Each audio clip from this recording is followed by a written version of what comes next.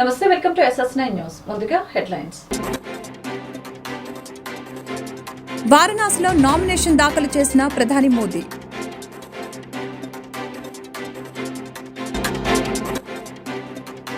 జగన్ విదేశీ పర్యటనపై నేడు తీర్పును వెలువరించనున్న కోర్టు.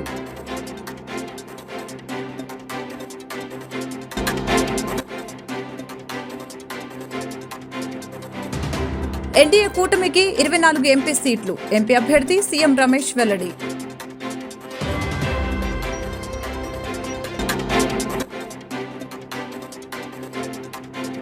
ఎన్డీఏ కూటమికి 400 సీట్లు పక్కా. మోదీ ప్రధాని అవటం ఖాయం. చంద్రబాబు కీలక వ్యాఖ్యలు.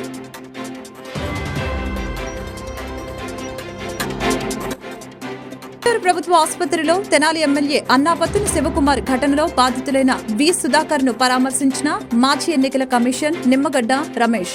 నరేంద్ర మోదీ వారణాసిలో ఇవాళ నామినేషన్ దాఖలు చేశారు. వారణాసి జిల్లా కలెక్టర్ కార్యాలయంలో ఎన్నికల రిటర్నింగ్ అధికారికి మోదీ తన నామినేషన్ పత్రాలను అందజేశారు. ఈ కార్యక్రమంలో బీజేపీ సీనియర్ నాయకులు, ఎన్డీఏ నేతలు హాజరయ్యారు. వారణాసి నుంచి మూడోసారి నామినేషన్ దాఖలు చేశారు. లోక్సభ ఎన్నికల్లో మంగళవారం కీలక ఘట్టం ఆవిష్కృతమైంది. పుష్య నక్షత్రం, గంగా సప్తమి కలిసి వచ్చిన సుముహూర్తాన ప్రధాని మోదీ వారణాసి నుంచి వరుసగా మూడోసారి నామినేషన్ వేశారు. పండితులు నిర్ణయించిన ముహూర్త సమయం ఉదయం 11:40. జిల్లా కలెక్టర్ కార్యాలయం వరకు కాన్వాయ్లో వచ్చిన మోదీ కారు దిగి నడుచుకుంటూ ఒక్కరి లోపలికి వెళ్లారు. అప్పటికే ఆ కార్యాలయంలో యూపీ సీఎం యోగి ఆదిత్యనాథ్ ఉన్నారు. మోడీ పేరును 4 కులాలకు చెందిన సామాన్యులు ప్రతిపాదించారు. వారిలో 2 ఓబీసీలు, 1 దళితుడు ఉన్నారు. ప్రతిపాదకుల్లో మరొకరైన ప్రముఖ జ్యోతిష్యుడు, అయోధ్యలో రామ్ లల్లా విగ్రహ ప్రాణ ప్రతిష్టకు ముహూర్తాన్ని నిర్ణయించిన పండిత్ గణేశ్వర్ శాస్త్రి ఈ పత్రాలపై తొలి సంతకం చేశారు. తన నామినేషన్ పత్రాల్లో పేర్కొన్న వివరాలన్నీ నిజమేనంటూ మోదీ రాజ్యాంగంపై ప్రమాణం చేసి ప్రమాణ పత్రాన్ని చదివి వినిపించారు. ఆపై ఆ పత్రాలను రిటర్నింగ్ అధికారి అయిన జిల్లా కలెక్టర్కు సమర్పించారు. ఏపీ ఎన్నికల నేపథ్యంలో సీఎం జగన్ ఎంతో బిజీగా గడిపారు. ఎన్నికలు ముగియడంతో ఆయన కాస్త విశ్రాంతి తీసుకోవాలని అనుకుంటున్నారు. ఈ క్రమంలో విదేశాలకు వెళ్లేందుకు తనకు అనుమతినివ్వాలని సిపిఐ కోర్టులో ఇటీవల పిటిషన్ దాఖలు చేశారు. ఈ నెల 17 నుంచి జూన్ 1వ తేదీ వరకు యూకే వెళ్లేందుకు అనుమతించాలని పిటిషన్లో కోరారు. తన కుమార్తెలు లండన్ లో ఉంటున్నారని వారి వద్దకు వెళ్లాలని తెలిపారు. యూకేతో పాటు జెరూసలం, స్విట్జర్లాండ్ కి వెళ్లాల్సి ఉందని చెప్పారు. అయితే జగన్ విదేశీ పర్యటనను అనుమతించవద్దని సిపిఐ కౌంటర్ దాఖలు చేసింది. జగన్ ఫారిన్ టూర్ కు సంబంధించి కోర్టు తీర్పును వెలువరించనుంది. ఈ ఎన్నికల్లో 24 ఎంపీ సీట్లను గెలవబోతున్నామని అనకాపల్లి ఎన్డీఏ ఎంపీ అభ్యర్థి సీఎం రమేష్ అన్నారు. సోమవారం సాయంత్రం నాతవరంలో జరిగిన ఎన్నికల పోలింగ్ సరళిని నర్సీపట్నం ఎన్డీఏ అభ్యర్థి చింతకాయ అయ్యన్న పాత్రుడితో కలిసి పరిశీలించారు. అనంతరం మీడియాతో మాట్లాడారు. ప్రజలకు వైఎస్ జగన్ పై వ్యతిరేకత స్పష్టంగా కనిపించిందని తెలిపారు. మోదీ, చంద్రబాబు, పవన్ కలయిక రాష్ట్రానికి బంగారు బాట అవుతుందని తెలియజేశారు. 25 పార్లమెంట్లలో 24 గెలవబోతున్నాం, ఇంక్లూడింగ్ అరకు పార్లమెంట్. అంటే ఈ జగన్మోహన్ రెడ్డి వ్యతిరేకత ఎలా ఉందో చూడండి. అలాగే చంద్రబాబు నాయుడు పైన నమ్మకం, పవన్ కళ్యాణ్ పైన నమ్మకం, నరేంద్ర మోడీ గారి పైన నమ్మకం. వీళ్ళు ముగ్గురు కలయిక ఈ ఆంధ్రప్రదేశ్కు బంగారు బాట అవుతుంది, బంగారు భవిష్యత్తు చేయడం. ప్రతి నాయకుడికి ఎవరైతే 7 నియోజకవర్గాల్లో అనకాపల్లి పార్లమెంట్కి కానీ అసెంబ్లీకి కానీ ఈ 45 రోజులు రాత్రి పగలు అనకుండా ఇంత ఎండలు, ఇంత హీట్ టెంపరేచర్లు కూడా ఎక్కడ చూసినా కూడా బాగా పనిచేశారు. వారికి అందరికీ, కార్యకర్తలకు, నాయకులకి, మిగతా ఎవరైతే కొంతమంది వాలంటీర్లుగా పార్టీకి సంబంధం లేకుండా పనిచేశారు వారికి అందరికీ పేరు పేరున ధన్యవాదాలు. వారు చేసిన మేలును జీవితంలో మర్చిపోమని చెప్పేసి తెలియజేసుకుంటున్నాను. ఇంకా నేను మిగతా కాన్స్టిట్యూన్సీ కూడా వెళ్ళాలి. Thank you. ఏపీలో పల్నాడు జిల్లా ముప్పాల మండలం చాగంటివారిపాలెంలో హైటెన్షన్ వాతావరణం నెలకొంది. నిన్న సత్తెనపల్లి వైసీపీ అభ్యర్థి మంత్రి అంబటి రాంబాబు, టీడీపీ అభ్యర్థి కన్నా లక్ష్మీనారాయణ పోలింగ్ బూత్ వద్ద ఎదురుపడ్డారు. ఈ నేపథ్యంలో ఇరు వర్గాల కార్యకర్తలు ఘర్షణకు దిగారు. పోలీసులు రంగప్రవేశం చేసి పరిస్థితిని అదుపు చేసే ప్రయత్నం చేశారు.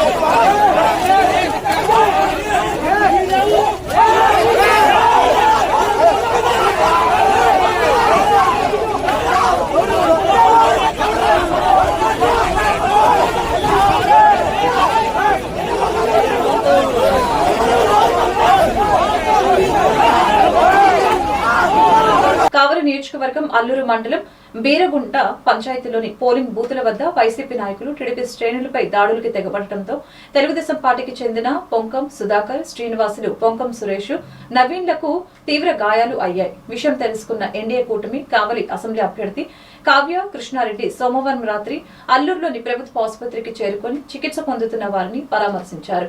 వైద్య సిబ్బందిని అడిగి ఆరోగ్య పరిస్థితిని తెలుసుకున్నారు. మెరుగైన వైద్యం అందించాలని కోరారు. బాధితుల గండగా ఉంటామని తెలిపారు. దాడులకు తెగబడిన వారు తగిన మూల్యం చెల్లించుకోక తప్పదని తెలిపారు. ఈ కార్యక్రమంలో రాష్ట్ర పార్టీ ఉపాధ్యక్షులు మాలిపాటి సుబ్బానాయుడు, బీద గిరిధర్, పలగాటి శ్రీనివాసులు రెడ్డి, బండి శ్రీనివాసులు రెడ్డి, టీడీపీ నాయకులు, కార్యకర్తలు పాల్గొన్నారు. ప్రధానమంత్రి నరేంద్ర మోదీ నామినేషన్ ప్రక్రియకు హాజరయ్యారు. టీడీపీ అధినేత చంద్రబాబు నాయుడు కాసేపటి క్రితం వారణాసికి చేరుకున్న ఆయన మోదీ మరొకసారి ప్రధాని కావటం ఖాయమని తెలిపారు. Narendra Modi ji is going to become Prime Minister. As on today, for the last 10 years, he has done extremely well. Country needs him. India is going to play global role. He has prepared Vikasit Bharat by 2047. Indians or India are going to play very major role globally. Sir, BJP leader Sushil Modi passed away yesterday. We express our condolence for his death. It is a sad incident, but sometimes destiny. So what about seat, NDA seat? Last vote. No, very clear. NDA is going to get 400 plus. రాష్ట్రంలో YCP నాయకుల గొడవలు సృష్టించారని మాజీ మంత్రి కన్నా లక్ష్మీనారాయణ అన్నారు. రాష్ట్రం అంతా scene నిన్ననే అర్థమైపోయి మధ్యాహ్నం నుంచి గొడవలు సృష్టించాలి అనేటువంటి ఒక ప్రధాన ఉద్దేశంతోనే నిన్న సాయంత్రానికే గ్రామాల్లోకి రాళ్లు తోలించి పెట్టుకున్నారు. అర్ధరాత్రి వరకు కూడా నాకు ఇన్ఫర్మేషన్ వచ్చినటువంటి గ్రామాల విషయం పోలీసులతో మాట్లాడి ఆ రాళ్ళు అక్కడి నుంచి తీసేయించడమో, లేకపోతే దాని మీద పట్టాలు కప్పించి బరువు పెట్టించడమో, లేకపోతే వాటికి చుట్టూ పట్టా కట్టించడమో, ఇట్లా రాత్రి అంతా కూడా తెల్లవారుదులు ఇట్లా పలానా గ్రామాల్లో తెచ్చుకున్నారు. దమ్మాలపాడులో అయితే ఎక్కడ దించకుండా ట్రాక్టర్లోనే తెచ్చి పెట్టుకున్నారు. అట్లానే పెట్టుకొని అట్లా నా దృష్టికి వచ్చినటువంటి గ్రామాల పేర్లన్నీ కూడా నేను రాత్రి ఎప్పటికప్పుడు పోలీసుల దృష్టికి తీసుకొని చేశాను. మధ్యాహ్నం నుంచి పూర్తిగా సీన్ అర్థమైపోయి సత్తెనపల్లి నియోజకవర్గంలో చాగంటివారిపాలెం, లంకెలకూరపాడు, దేశవరం, చీమలమర్రి, రూకనిగుంట ఈ గ్రామాల్లో పూర్తిగా రిగ్గింగ్ చేశారు. లంకెలకూరపాడైతే మధ్యాహ్నం 3ంటికే ఏజెంట్లు లాగేసేసి రిగ్గింగ్ చేశారు. చాగంటివారిపాలెంలోనైతేనేమో రాళ్ళేసి మంత్రి స్వయంగా వెళ్ళి బూత్లో కూర్చొని బూత్ క్యాప్చర్ చేసి రిగ్గింగ్ చేశాడు. ఈ రకంగా అంటే 5:30కి వెళ్ళి ఆయన బూత్ క్యాప్చర్ చేసి రిగ్గింగ్ చేసి ఎన్ని ఓట్లు చేసుకోవాలని వెళ్ళాడో నాకైతే అర్థం కావట్లేదు. మరి ఎంత తెలివితేటలు ఉన్నాయో అనేటువంటి పరిస్థితి కూడా. ఈ రకంగా గొడవలు సృష్టించాలనేటువంటి ప్రయత్నం ఓటమి భయంతో చేశారు. ఖచ్చితంగా ఈ రాష్ట్రంలో యువజన శ్రామిక రైతు కాంగ్రెస్ పార్టీ జగన్మోహన్ రెడ్డి జైలుకి వెళ్ళటం ఖాయం. గత 5 సంవత్సరాలుగా బెయిల్ మీద ఉన్నటువంటి ముద్దాయి ఒక్క వాయిదా కూడా జైలుకి కోర్టుకు వెళ్లకుండా గడుపుకుంటూ వచ్చాడు. ఎవరికన్నా సాధ్యం అవుతుందా? దగ్గరగా 3500 వాయిదాలు కోర్టుకు వెళ్లకుండా మేనేజ్ చేసుకొని తీసుకుని గడుపుకుంటూ వచ్చినటువంటి పరిస్థితి ఉంది.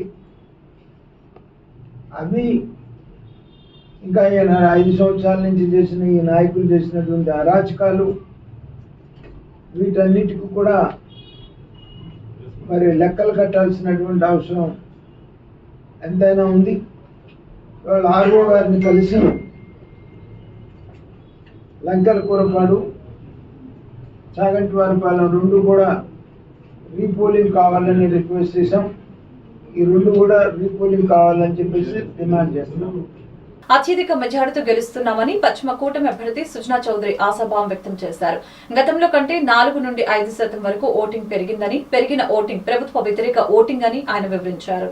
మంగళవారం పశ్చిమ బీజేపీ కార్యాలయంలో ఎన్డీఏ కూటమి అభ్యర్థి సుజనా చౌదరి మీడియాతో మాట్లాడారు. ఈ సందర్భంగా ఆయన మాట్లాడుతూ ప్రజలు ప్రభుత్వం పట్ల వ్యతిరేకతతో ఉండటం వల్లనే ఓటింగ్ % పెరిగిందని తెలిపారు. పెరిగిన ఓటింగ్ ప్రభుత్వ వ్యతిరేక ఓటింగ్ అని, పశ్చిమలో ప్రజలు చైతన్యవంతం చేసేందుకు చేసిన ప్రయత్నం సఫలమైందని, ప్రజలు అభివృద్ధిని కోరుకుంటున్నారని తెలిపారు.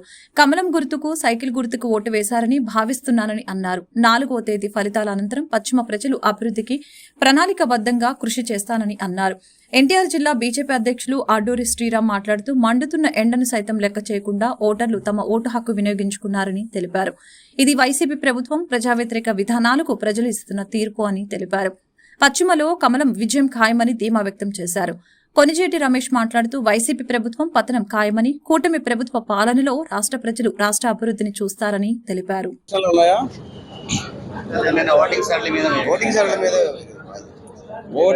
ఓటింగ్ సర్లు నిజంగా అయితే పశ్చిమ నియోజకవర్గంలో నేను 75% అవుతాను అనుకున్నా. ఒక 6-7% తక్కువ వచ్చింది. ఆ విషయం మేబీ ఎండమూలాలు కానీ ఇంకోటి కానీ కొంతమంది దుష్ట శక్తులు కొంతమందిని ఆపారేమో నా డౌట్. లేకపోతే 75 రావాల్సింది. ఆంధ్రప్రదేశ్ మొత్తంలో ఎట్లాగైతే బాగా పెరిగిందో పశ్చిమ నియోజకవర్గం కూడా పెరిగింది. 4-5% పెరిగింది, కానీ ఇంకా పెరిగి ఉండవలసిందని అనుకున్నాను. అది రాష్ట్ర వ్యాప్తంగా జరిగిన సరళి మీద మీ అభిప్రాయం ఎట్లా ఉండబోతున్నారు? రాష్ట్ర వ్యాప్తంగా ఇండికేషన్ క్లియర్గా ఉంది. 130, 160, 130 నుంచి 160 దాకా కూటమి వస్తుంది. 160 వస్తే అపోజిషన్ స్టాటస్ కూడా ఉండదు. అదే అందరూ కోరుకుంటున్నారు ప్రజలు చాలా మంది. సజ్జల గారు విజయసాయి రెడ్డి గారు ప్రజలు మాకే ఓటేశారు, జగన్ ఇచ్చిన పథకాలు సంక్షేమాలకే ఓటేశారని చెప్పంటున్నారు. వేశారు, డెఫినెట్గా ప్రజలు వాళ్ళకి ఓటు వేయలేదని ఎవరు అంటున్నారు? శాతం ఎంత వేశారు ఇంపార్టెంట్. అక్కడ సంక్షేమ కార్యక్రమాలు తీసుకున్న వాళ్ళకి 30% ఓట్లు పడితే మొదటి 20% వాళ్ళని నచ్చి చేసి వాళ్ళ గురించి ఆలోచించేసే వాళ్ళు ఉంటారు.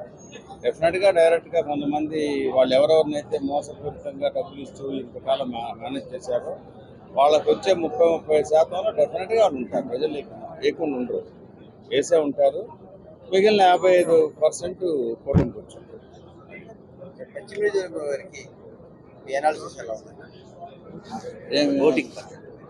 ఓటింగ్ 68-69% అంటున్నారు. ఆంధ్రప్రదేశ్ లో పోలింగ్ ముగియటంతో ఓటర్లు తిరిగి హైదరాబాద్ కు తిరుగు ప్రయాణమయ్యారు. ఓట్లు వేసేందుకు 2 రోజుల క్రితమే బయలుదేరిన ఏపీ ప్రజలు హైదరాబాద్ నగరాన్ని దాదాపు ఖాళీ చేశారు. పోలింగ్ ముగిసిపోవడంతో తమ గ్రామాల నుంచి హైదరాబాద్ తిరిగి ప్రయాణమయ్యారు. సోమవారం మధ్యాహ్నం నుంచే ఓటు హక్కు వినియోగించుకున్న అనంతరం బస్సులు, కార్లు, 2 వీలర్లపై ఏపీ నుంచి పెద్ద ఎత్తున తరలి వస్తూ ఉండటంతో పంతంగి టోల్ గేట్ వద్ద భారీగా ట్రాఫిక్ జామ్ అయింది. గుంటూరు ప్రభుత్వ ఆసుపత్రిలో తెనాలి ఎమ్మెల్యే అన్నా పత్తిని శివకుమార్ ఘటనలో బాధితుడైన వి సుధాకర్ ను మాజీ ఎన్నికల కమిషన్ నిమ్మగడ్డ రమేష్ పరామర్శించారు. ఈ నేపథ్యంలో ఎమ్మెల్యే శివకుమార్ పై ఎన్నికల సంఘం తీవ్రంగా స్పందించడంతో ఎమ్మెల్యే శివకుమార్ ని పోలీసులు గృహ నిర్బంధం చేశారు. నిమ్మగడ్డ రమేష్ మాట్లాడుతూ నిన్న జరిగిన ఘటనపై తీవ్ర సంచలనం కలిగిందని, ఎమ్మెల్యే పదవిలో ఉండి అహంకార పూరితంగా వ్యవహరించడం దారుణమని ఆగ్రహం వ్యక్తం చేశారు. కేంద్ర ఎన్నికల సంఘం అధ్యక్షులు దీనిపై తక్షణమే స్పందించని తీరు చూస్తూ ఉంటే ప్రజాస్వామ్యాన్ని బ్రతికించారా అని అనిపిస్తుందని రమేష్ తెలిపారు. నిన్న తెనాలిలో ఎన్నికల సందర్భంగా జరిగిన సంఘటన ఏదైతే ఉంటుందో రాష్ట్ర వ్యాప్తంగా తీవ్రమైన అలజడిని, దిగ్భ్రాంతిని గురి చేసింది. గొట్టిముక్కల సుధాకర్ వారు కూడా ఎన్నికల్లో ఓటు వేయాలి అనే ఒక నిబద్ధతతో, దృఢ సంకల్పంతో ఎక్కడో ఉన్నవారు స్వగ్రామమైన వేలాదికి మంది వచ్చారు ఆంధ్రప్రదేశ్. వచ్చిన వారిలో వారు కూడా ఒకరు. తెనాల్లో తన ఓటు హక్కు వినియోగించుకున్న సందర్భంగా ఆదర్శవంతంగా వ్యవహరించారు. ఆయన క్యూ లైన్లో ఉండే వృద్ధులకి వాళ్ళకి అందుబాటులో ఉన్నారు, వాళ్ళకి సహాయం చేశారు, వాళ్ళకి తోడ్పాటుగా ఉన్నాడు. అట్లాంటి వ్యక్తి మీద దురుసుగా స్థానికంగా ఉండే శాసనసభ్యులు ప్రవర్తించడం, ఆయన మీద చేయి చేసుకోవడం చాలా దుస్సంఘటన. అందరూ సిగ్గుతో తల ఉంచుకోవాల్సిన విషయం. ప్రజాప్రతినిధులు అనే వారికి సామాజిక అవగాహన ఉండాలి. ముఖ్యంగా ఎన్నికలు జరుగుతున్న తరుణంలో ఓటర్ల పక్కన విద్యుత్తో విచక్షణతో వ్యవహరించాలి. ఎప్పుడు కూడా అలాగే వ్యవహరించాలి. పౌరుల్ని ఆదరించాలి, పౌరుల మన్ననలు ఆ రకంగా వీరు పొందాలి. కానీ అహంకారపూరితంగా దౌర్జన్యపూరితంగా ప్రవర్తించడం తప్పుడు సంకేతాలు ఇస్తుంది. ఇది రాష్ట్ర వ్యాప్తంగా కూడా కాదు, దేశవ్యాప్తంగా కూడా ఈ ఐటెం అయింది. దీంట్లో గొడ్డుముక్కల సుధాకర్ గారికి వ్యక్తిగతంగా ఆయన గాయపడి ప్రభుత్వ ఆసుపత్రిలో మెరుగైన చికిత్స కోసం ఇక్కడికి వచ్చినప్పటికీ కూడా ఇది రాష్ట్ర వ్యాప్తంగా కనువిప్పు కల్పించింది అందరికీ. ఆయన నిబద్ధత, ఆయన వ్యవహరించిన తీరు చాలా ప్రశంసాయుతంగా ఉంది. ఒక వ్యక్తిని ఎవరైనా సరే అలా దుర్భాషలాడి చేయి చేసుకున్నప్పుడు మనం మౌనంగా సహిస్తూ ఉంటే అదే కరెక్ట్ అనే ధోరణిలో కాకుండా ఆయన తిరుగు జవాబుదారీ చెప్పిన తీరు, స్పందించిన తీరు చాలా ఆదర్శంగా ఉంది. సమాజం ఎటుపోతుందనే విషయం కూడా మనం కూడా ఆలోచించుకోవాలి. ఇప్పటికైనా ప్రజాప్రతినిధులు వాళ్ళు హింసాయుతంగా లేకుండా స్వేచ్ఛగా ఎన్నికలు జరగడానికి కట్టుబడి తెలుపుకున్నట్లయితే ఆంధ్రప్రదేశ్లో జరిగిన దుస్సంఘటనలు, ముఖ్యంగా నరసరావుపేట, గురజాల, ఇంకా రాయలసీమ ప్రాంతంలో జరిగిన దుస్సంఘటనలు అవకాశమే లేదు. అయితే నేను వ్యవస్థ బాగానే పనిచేసిందనే నమ్ముతున్నాను. బాగానే స్పందించారు. అంచేత ఇంకా ఎక్కువ పెద్ద స్థాయిలో వైలెన్స్ అనేది జరగకుండా కొంతవరకైనా నిరోధించగలిగాం. అసలు పూర్తిగా కనుక హింస లేకుండా కనుక జరిగితే ఇంకా ఆదర్శప్రాయంగా బాగా ఉండేది. అయితే సీఈఓ గారు మాత్రం ఎక్కడా కూడా తిరిగి రీపోలింగ్ అవసరం లేకుండానే ఈ ఎన్నికలు సజావుగానే జరిగింది అని చెప్పి సంతృప్తి వ్యక్తం చేశారు. ముఖ్యంగా కేంద్ర ఎన్నికల observer general, police observer Deepak Mishra గారు ప్రత్యేకంగా పర్యవేక్షణ చేసి సమస్యాత్మకమైన ప్రాంతాలు చూడటమే కాకుండా ఇంచుమించు అన్ని జిల్లాలు ఆయన స్వయంగా చూశారు. సమస్యాత్మకంగా ఉన్న జిల్లాల గురించి, పరిస్థితి గురించి వివరించినప్పుడు ఆయన దానికి సరిగా స్పందించి చక్కటి ఏర్పాట్లు డీజీపీతో వారి బృందంతో కలిపి చేసిన దానివల్ల సమర్థవంతమైన లా అండ్ ఆర్డర్ యంత్రాంగం, రెస్పాన్స్ మెకానిజం ఇదంతా కూడా ఏర్పడింది.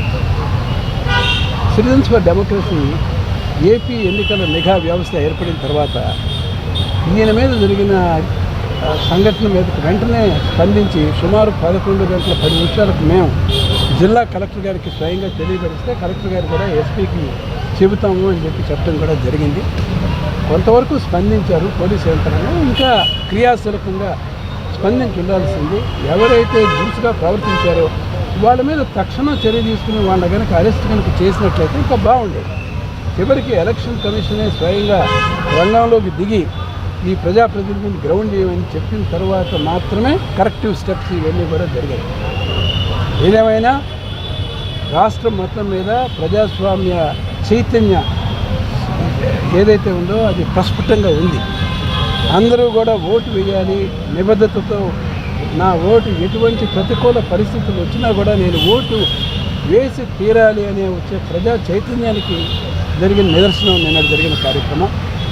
చివరికి అంతిమ విజయం ప్రజాస్వామ్యంలో ప్రజలదే. హింసకి తావు లేదు, వివక్షకి తావు లేదు. గొట్టుముక్కల సుధాకర్ గారి వృత్తాంతమే ఇది తార్కాణం అని చెప్తూ నేను అందరికీ కృతజ్ఞతలు చెప్తూ సెలవు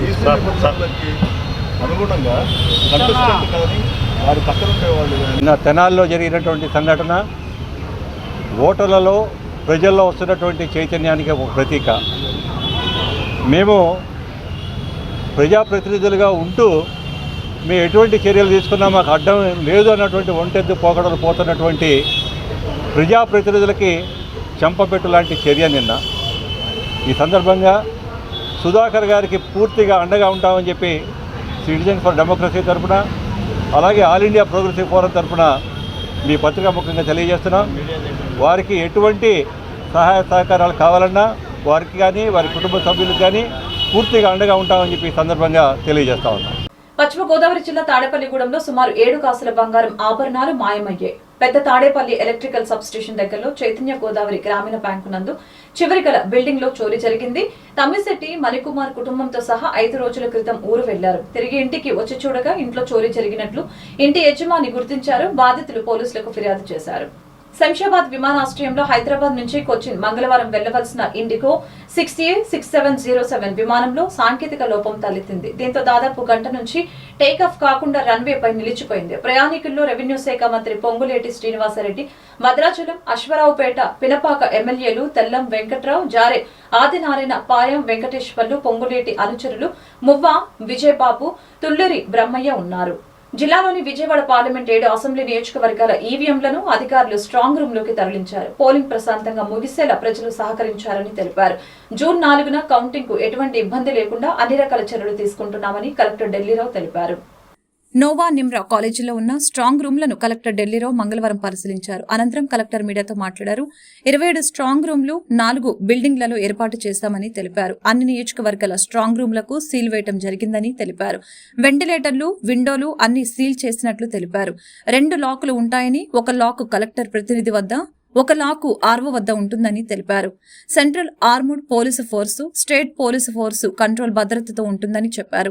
ప్రతిరోజు 2 ఎంఆర్ఓలు, రిటర్నింగ్ అధికారులు పర్యవేక్షిస్తారని అన్నారు. అన్ని రకాల ఫైర్ సేఫ్టీ జాగ్రత్తలు తీసుకున్నామని తెలిపారు. పోలింగ్ 80.11% వరకు జరిగిందని అంచనా వేశామని అన్నారు. జగ్గేపేటలో 90% దగ్గరలో పోలింగ్ జరిగినట్లు తెలిసిందే. పోలింగ్ ప్రశాంతంగా ముగిసేలా ప్రజలు సహకరించారని అన్నారు. జూన్ 4న కౌంటింగ్ కు ఎటువంటి ఇబ్బంది లేకుండా అన్ని రకాల చర్యలు తీసుకుంటామని కలెక్టర్ ఢిల్లీరావు తెలిపారు.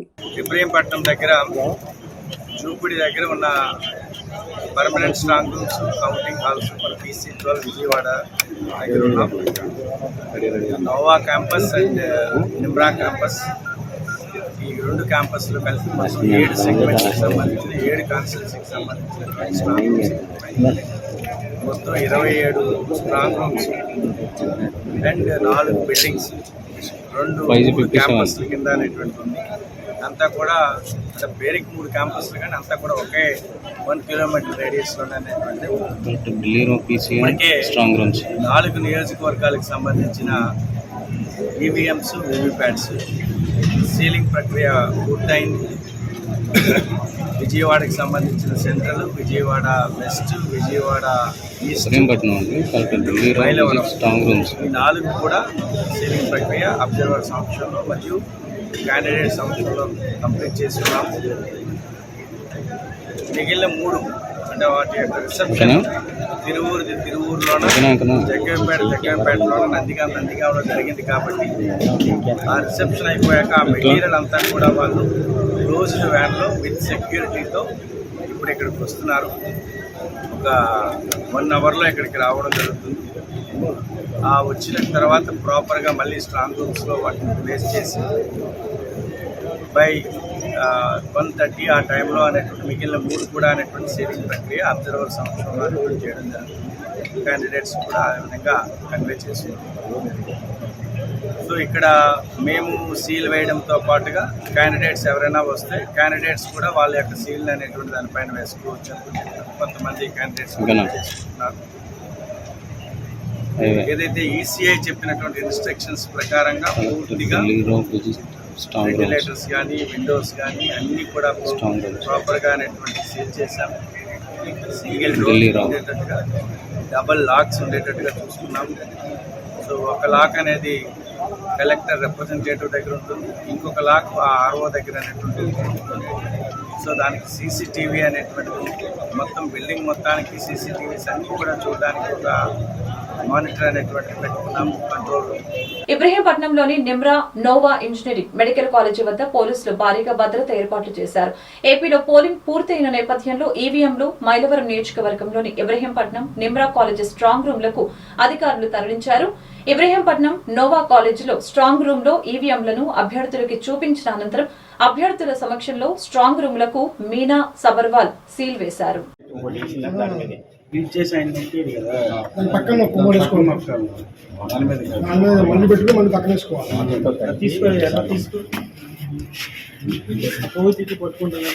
వాళ్ళు చెప్తారు అదే వాళ్ళు పడుకుంటారు, పాడైపోతుంది కదా. ఒకటి నిమిషం వాళ్ళే కాల్చి పెడతారు. వార్త ముగించే ముందు ముఖ్యాంశాలు మరొకసారి. వారణాసిలో నామినేషన్ దాఖలు చేసిన ప్రధాని మోదీ.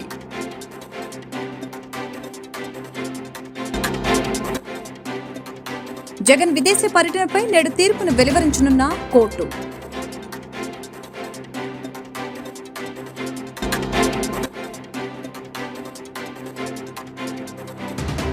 ఎన్డీఏ కూటమికి 24 ఎంపీ సీట్లు. ఎంపీ అభ్యర్థి సీఎం రమేష్ వెల్లడి.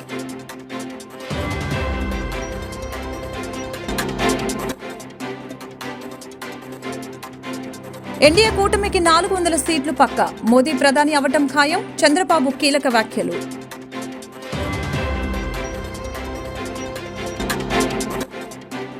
ప్రభుత్వ ఆసుపత్రిలో తెనాలి ఎమ్మెల్యే అన్నాపత్తుని శివకుమార్ ఘటనలో బాధితులైన వి సుధాకర్ ను పరామర్శించిన మాజీ ఎన్నికల కమిషన్ నిమ్మగడ్డ రమేష్. ఈ వార్తలు ఇంతటితో సమాప్తం. మరొక బులెటిన్ మళ్ళీ కలుద్దాం. నమస్కారం.